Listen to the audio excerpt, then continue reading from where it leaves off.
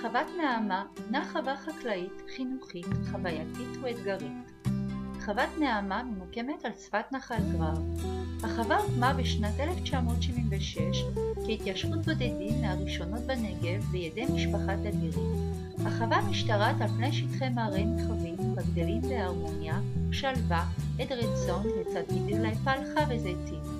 החווה עוסקת בגידולי צאן, מכירת חליבה, אירוח ולינת קמפינג, וכן עוסקת בפעילות חינוכית, חווייתית ואתגרית המותאמת לכל קבוצת גיל.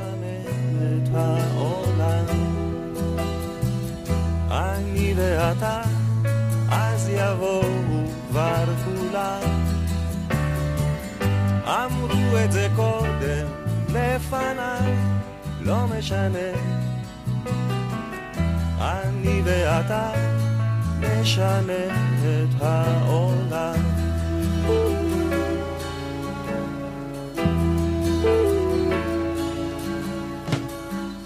אני ואתה ננסה מההתחלה.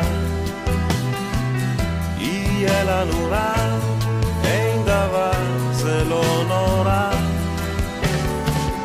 אמרו את זה קודם לפניי, זה לא משנה. אני ואתה נשנה את העולם.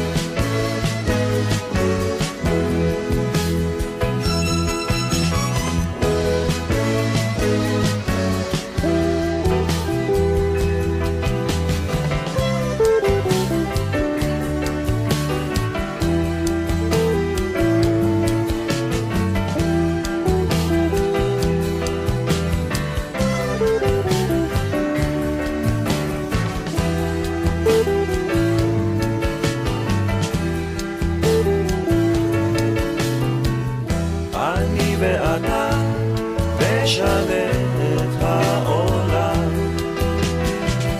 אני ואתה, אז יבואו כבר כולם. אמרו את זה קודם לפניי, לא משנה.